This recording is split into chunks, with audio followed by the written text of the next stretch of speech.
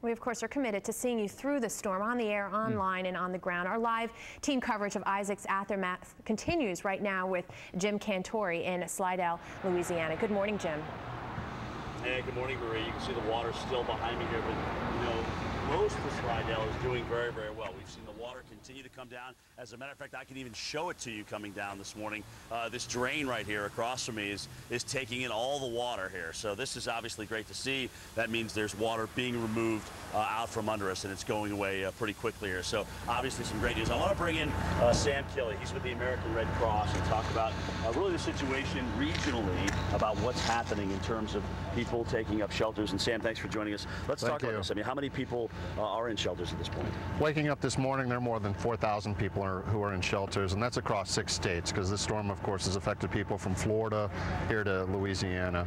And of course, now that the storm is kind of passed, our next thing to do is to start to go into the affected communities, start seeing what kind of damage there is, and making sure that we can start to bring in food to people who need it, as well as cleanup kits and other items. All right, so at the height of this, how many people were in your... At one point, we had more than 5,000 people in our shelters, and of course now, you know, a lot of those were evacuees just due to the Isaac itself, but now we're looking at the possibility of a dam breaching up in Mississippi, with tons of evacuations that are taking place right here in Louisiana. So this is going to be a long haul for us at the Red Cross. So was it more with power or flood, or equally distributed in terms of who's taking in shelter? A lot of the people that are in the shelters right now are due to flooding. You know, we're right here in a neighborhood that's flooded out, and this is happening all over Louisiana, and we're expecting more places to flood. So, you know, this is going to be a long operation for us. We really need people to consider helping us in this, and it's really easy to do. They can go to our website, redcross.org, give us a call at 1-800-RED-CROSS, or they can even take out their cell phone and text the word Red Cross to 90999,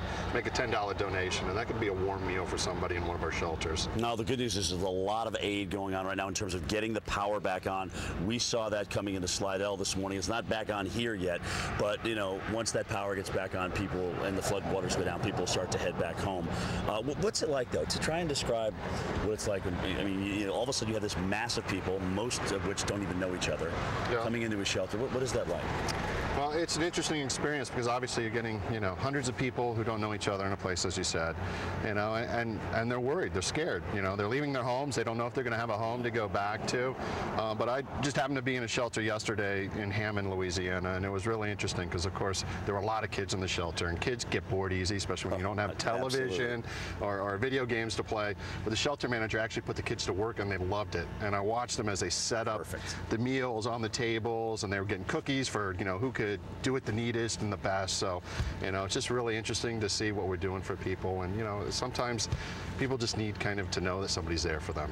Right, but nice way to positive spin that, especially on the kids, to say now you're helping in the process. Exactly. You're helping your parents out. So great stuff. Sam, thanks a lot, and thanks for what you do. The American Red Cross always there, and obviously, guys, you can donate to the American Red Cross as well. They need help, so they can get out and help people as well. They'll get out in some of these areas a little bit later on this afternoon. So the waters continue to come down here in Slidell.